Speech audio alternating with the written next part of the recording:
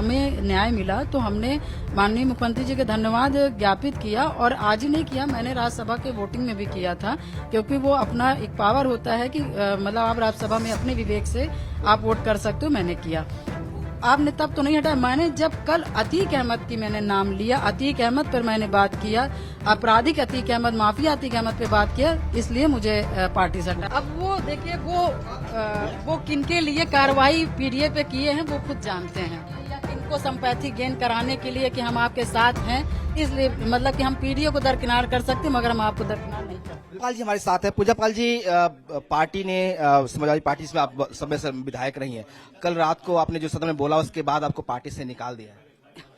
देखिए, कल मैंने माननीय मुख्यमंत्री जी की तारीफ की, मगर क्योंकि मैं पीड़ित महिला थी, पीड़ित विधायक थी, मैंने 2005 से लेकर 2023 तक मैंने अपने जीवन में बहुत संघर्ष किया, गरीबी झेला, परेशानियां झेली, सारी चीजों को झेलते हुए अतीक अहमद से मैंने लड़ने का काम किया।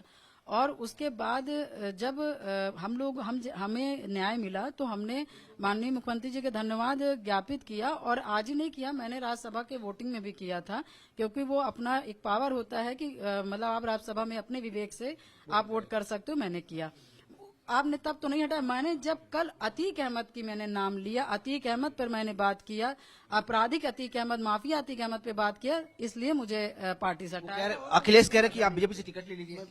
अरे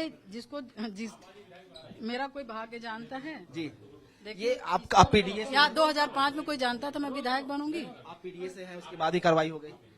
अब वो देखिए, वो किनके लिए कार्रवाई पीडीए पे किए हैं वो खुद जानते हैं, या तो ये है बचाने के लिए या किनको संपैथी गेन कराने के लिए कि हम आपके साथ हैं, इसलिए मतलब कि हम पीडीए को दरकिनार कर सकते हैं, मगर हम आपको दरकिनार नहीं कर। बिल्कुल, तो ये है पूजापाल जी का कहना है कि इनकी कार्रवाई सिर्फ इसलिए हुई कि इन्होंने आज सदन में अतीक अहमद का नाम लिया और इसीलिए पार्टी ने उनके खिलाफ कार्रवाई की है।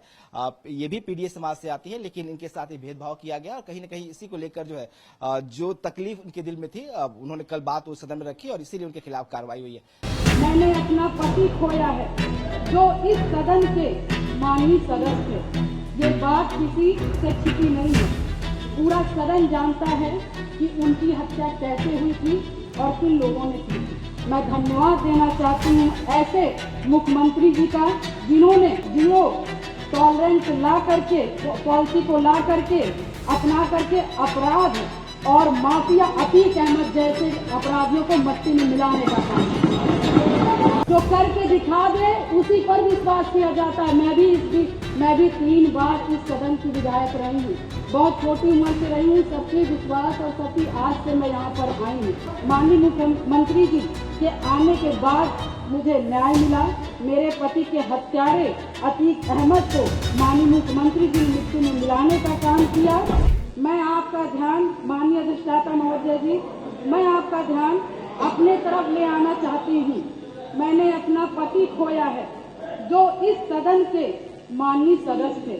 ये बात किसी से छिपी नहीं है, पूरा सदन जानता है कि उनकी हत्या कैसे हुई थी और किन लोगों ने की थी। मैं धन्यवाद देना चाहती हूँ माननीय मुख्यमंत्री जी को, जिन्होंने मेरे छुपे हुए उन आंसुओं को देखने का काम किया जो वर्षों में किसी ने देखने का काम नहीं किया।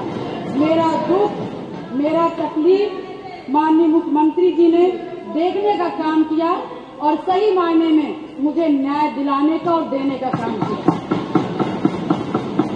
माननीय अधिष्ठाता महोदय जी, मुझ जैसे पता नहीं कितने प्रयागराज में पीड़ित परिवार को माननीय मुख्यमंत्री जी ने ऐसे अपराधियों को दंड दे करके उनको न्याय दिलाने का काम किया है। और कल शायद मेरी प्रयागराज की जनता मुझे सुनेगी तो वो लोग भी माननीय मुख्यमंत्री जी को धन्यवाद देने का काम करेंगे पुनः दोबारा।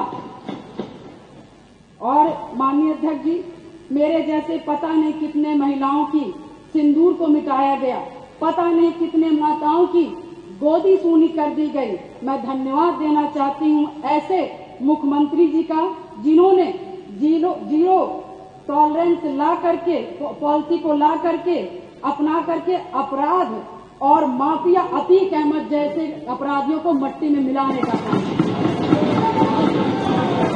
आज अधिष्ठाता महोदय जी, आज प्रयागराज ही नहीं अपितु पूरा उत्तर प्रदेश की जनता आज माननीय मुख्यमंत्री जी के तरफ विश्वास की नजर से देखता है कि कोई भी प्रदेश का कोई भी माफिया या भू माफिया हमारे भाई की तरफ, हमारी महिलाओं की तरफ, हमारी बहनों की तरफ बुरी नजर से उठा के देखने का काम करेगा तो उस हर अपराधी को मिट्टी में मिलाने का काम किया जाए। और माननीय अधिष्ठाता महोदय जी, मैं ये कहना चाहूंगी कि कोई जिसकी सबसे बड़ी बात, क्योंकि जो करके दिखा दे उसी पर विश्वास किया जाता है। मैं भी 3 बार इस सदन की विधायक रही हूँ, बहुत छोटी उम्र से रही हूँ। सबके विश्वास और सबकी आस से मैं यहाँ पर आई हूँ। उसी आशा और विश्वास को जब भी मुझे किसी ने दिलाया है तो मैं उसके साथ खड़ी रही हूँ।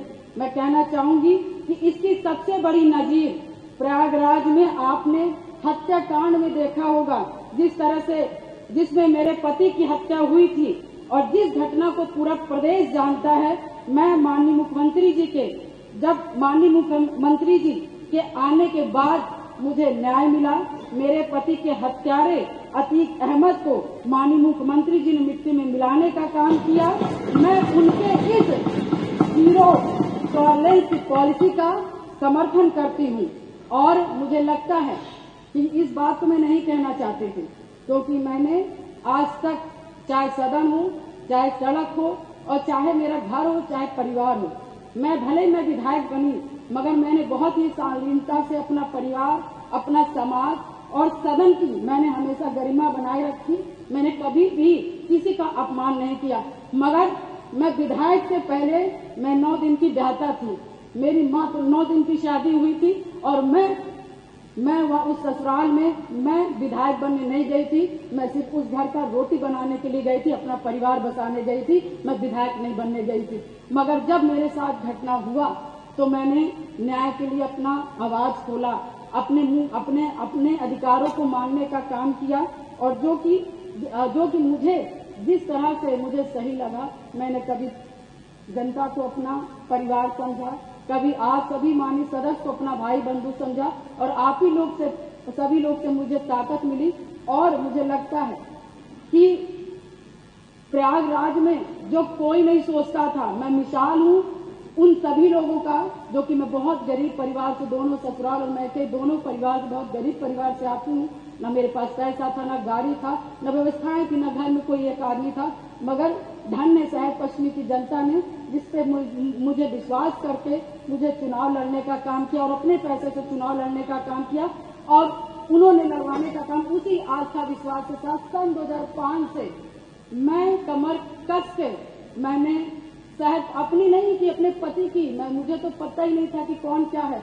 मगर मैंने जब जाना कि इससे कोई लड़ने के लिए तैयार नहीं था अतीक ऐसे माफियाओं से, तो मैंने लड़ने की ठानी, क्योंकि मुझे बस एक चीज लगा कि आज मैं डर जाऊंगी जिसके पति की सारेआम हत्या कर दी गई और उसकी डेड बॉडी नहीं दी गई। ऐसे पता नहीं कैसे नॉर्मल इंसान जो छोटे छोटे समाज के लोग होंगे, पता नहीं 1000 राजू पाल की हत्याएं हो जाएंगी और हम जैसी लड़कियां गूंगी बहरी घर में बैठ जाएंगी। अधिष्ठाता महोदय, मैंने उनकी आवाज मैं सुन करके और मैं अपने लिए लड़ाई नहीं की, पूरे शहर पश्चिमी और पूरे प्रयागराज और पूरे उत्तर प्रदेश की जनता के लिए लड़ने का काम की।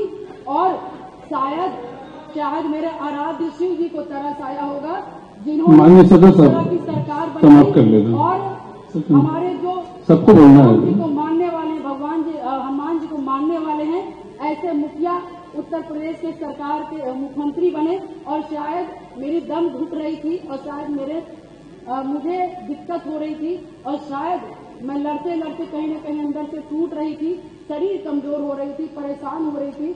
ईश्वर को भी तरस आया और महाराज जी को भी तरस आया और मुझ जैसी महिला को न्याय दिलाने का काम किया। उत्तर प्रदेश की जनता को मुझ जैसी महिलाओं को न्याय दिलाने का काम। अब आप सामने समाप्त करें।